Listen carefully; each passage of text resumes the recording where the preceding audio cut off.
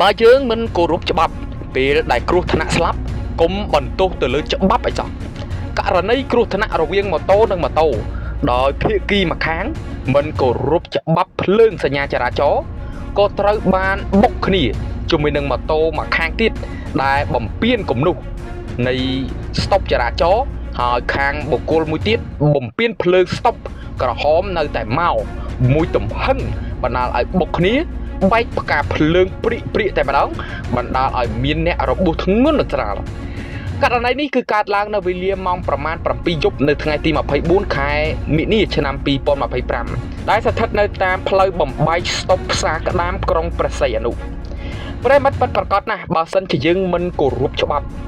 ពេលដែលគ្រោះថ្នាក់ដល់បាត់បង់អាយុជីវិតស្លាប់កុំបន្ទោសច្បាប់ឲ្យសោះពីព្រោះថាយើងមិនគោរពច្បាប់ផងចុះពេលដែលយើងជួបគ្រោះយើងមានអីត្រូវបន្ទោសច្បាប់បើខ្លួនយើងមិនគោរពច្បាប់ទៅហើយបងប្អូនសារមួយនេះសូមផ្ដាំទៅដល់បងប្អូនមួយចំនួនសូមមេត្តាបង្កើននៅការគោរពច្បាប់ភ្លើងសញ្ញាចរាចរណ៍ក៏ដូចជាគោរពនៅផ្លាកសញ្ញាផ្សេងនៅតាមផ្លូវកុំឲ្យមានការបំពានបើកាលណាបើយើងបំពាននៃច្បាប់គំនុះសញ្ញាចរាចរណ៍ណាមួយហើយយើងមិនអាច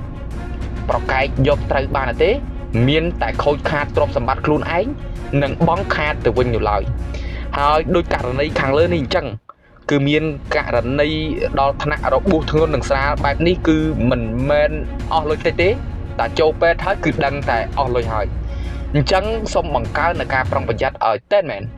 បាទព័ត៌មានមួយនេះខ្ញុំបាទក៏សូមធ្វើការបញ្ចប់តែប៉ុណ្ណេះសូមផ្ដាំទៅបងប្អូនមេត្តាគោរពច្បាប់ចរាចរណ៍ទាំងអស់គ្នា